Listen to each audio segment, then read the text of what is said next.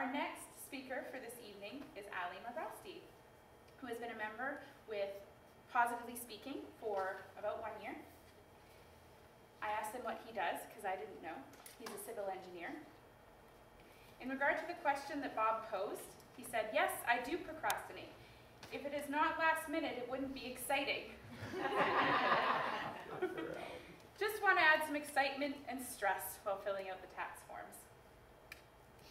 This evening, Ali will be speaking from the Competent Communication Manual, project number 5, entitled The Body Speaks. It is a 5 to 7 minute speech, and I would like Bob Neal, who will be evaluating Ali tonight, to read the objectives, please. Certainly. Ali's objective is to let his body speak. Do you want more? Okay. Use stance, motion, movement, gestures, facial expressions, and eye contact to express your message and achieve your speech's purpose. To make your body language smooth and natural. Wonderful. Thank you. So ironically, the title of Ali's speech is Body Language, where he will regale us with the secrets of body language. And we have one volunteer that Ali needed for this speech. So we've got Rebecca, right? So if Rebecca would like to come up, and if everybody could please help me welcome Ali Marvasti.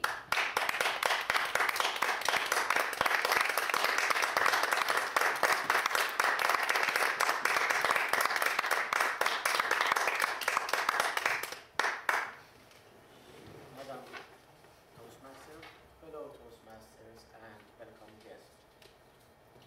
Human beings and all species of animals has means of communication. However, people has a great advantage of speaking. They can use words and sentences to convey the information. But do you know how much information are transferred to words and sentences? Only 7%. 93% of communication are with other means, not the word. 60 to 80% are by body language. Body language is similar between different ethics of human, different ages, and different animal species.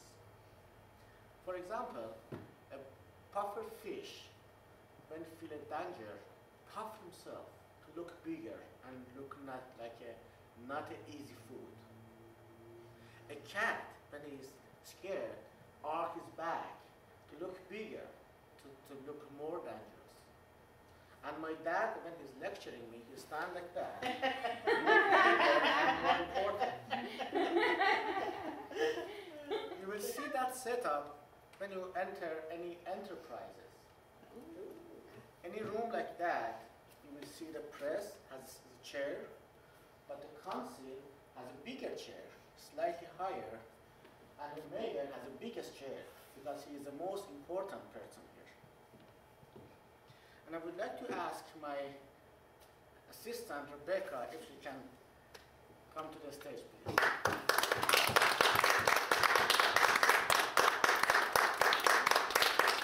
Much for coming. What message did I convey now? I told her, I am the boss here. I am running the show here. But if I was a fair guy, I would shake hand like this. We are even. And when I shake hand with my wife or my boss, I may go like this. Okay, you are running the show. Sometimes you go to a business meeting and partner take the upper hand. Shake hand like this. You don't like it, you can change the rule. Okay, if I can get you to sit, actually, give me one more chair. And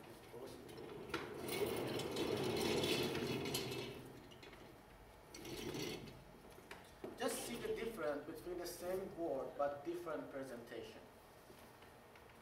Would you please go sit over there? She wouldn't trust this guy.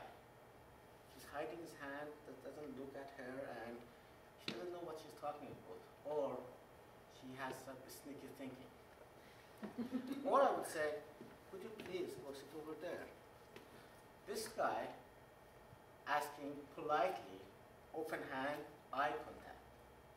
Or I can say, would you please go sit over there? She would think, what did she do wrong? Why am I mimicking hitting her with a stick? Or if I say, would you please go sit over there? That would be like, I want to fight, I want to punch. When I sit beside her, let's say in a waiting room, the direction of the body has a lot to say. If I sit like that, my direction is toward her, which means I am willing to talk to her. I'm willing to communicate. But if I am away from her, I'm not really interested. When we're talking, if she's talking to me and you can see my direction of the feet be away toward the exit door, which means my body wants to go out. I want to just finish and go.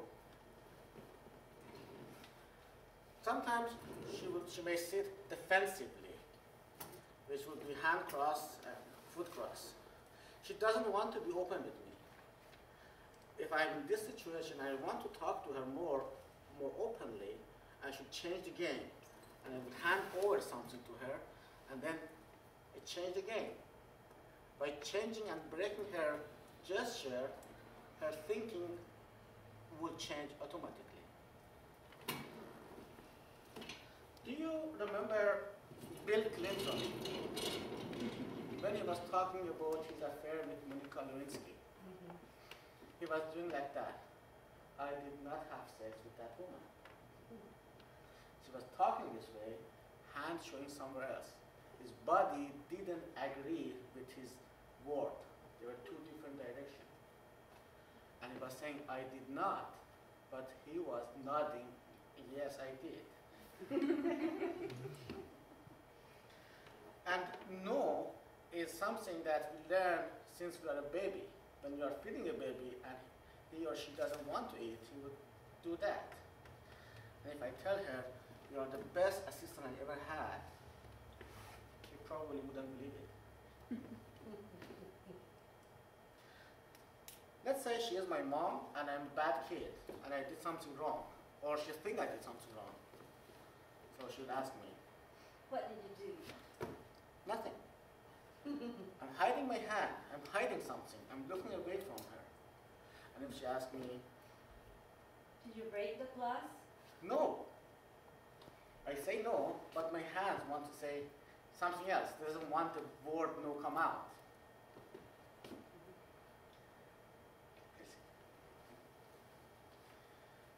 When we are sitting close to each other, if I lean toward her, it means I'm interested.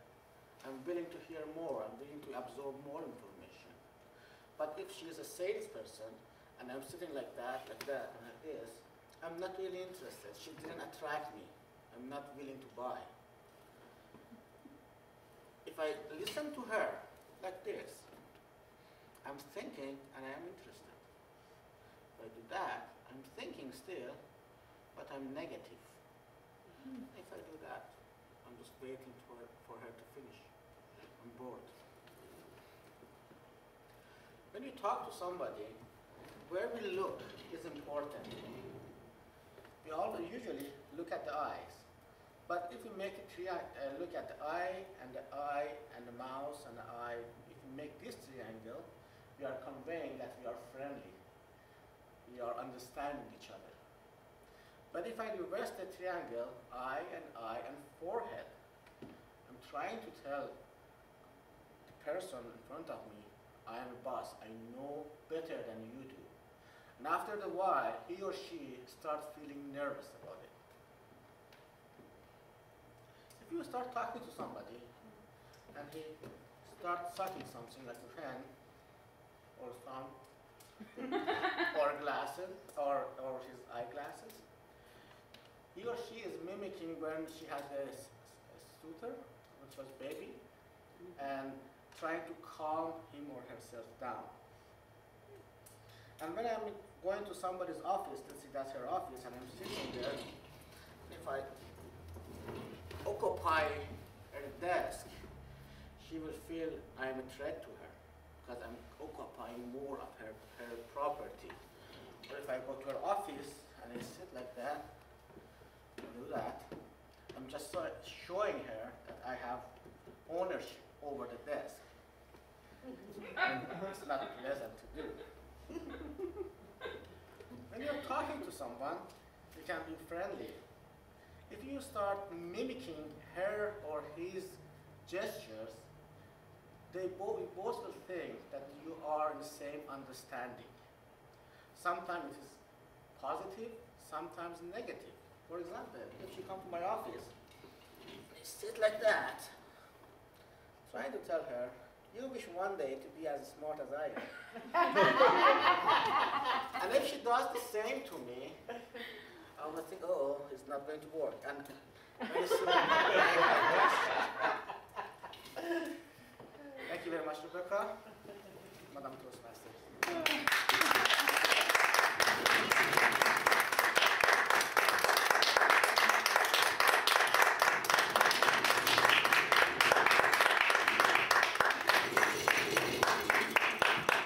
Our next evaluator is Mr. Bob Neal, who will be evaluating Ali Marvasti's speech called Body Language. Mr. Bob Neal.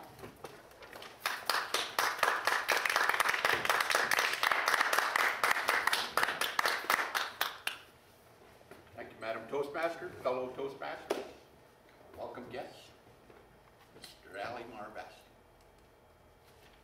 Great job tonight, Ali. I thought when we began with the title Body Language, I wanted a little more originality, I wanted a little more oomph in it. It worked, this presentation worked very well. I loved one of your opening statements that said 93% of our communication is nonverbal. And the whole body of your presentation was supporting exactly that principle, that 93% is nonverbal. Ali even went to the point of using non-humans. The pupfish that blows itself up, or the cat that tells you his intention just by looking at his body language. Or Bill Clinton hiding his intentions, but Ali would have known all along. And I didn't, I believed him. I thought it all looked very, very well. It worked very, very well. And I also loved your approach to what you were doing. You brought down your lovely volunteer, Rebecca, and you used her as a counteract across the table from you. So the question is, did Ali's body language portray what Ali was telling us? What do you think, Rebecca? Did what he was telling you and the way he was telling you, did that all make sense? How about the rest of us? Then it worked out. I've got nothing more to say. But I'm not going to stop on that, of course. What would I use for a tip for Ali? I had a couple of things written down. First, and to me, it happens with a lot of us, and I'm not sure how to get by it other than just thinking about it and saying, I'm going to make sure I do this. I found you a little bit too quiet for me at the beginning of the presentation. Not very long into the presentation, you were at a steady volume pitch. Rate, everything worked. But in your early pieces of your presentation, and again, sometimes it may even be tied to the gesture you're trying to portray, where if somebody's shy, maybe they're a little quieter. just be careful of that, not being a little bit too quiet. Secondly, because this was a body language and you were focusing on the entire body, I would have liked to have seen you bring the 2 chairs up there. Put them up there so we know where your feet are pointing when you're interacting. For the most part, it all worked very good, but certainly the feet piece, if you were up there, we all would have known.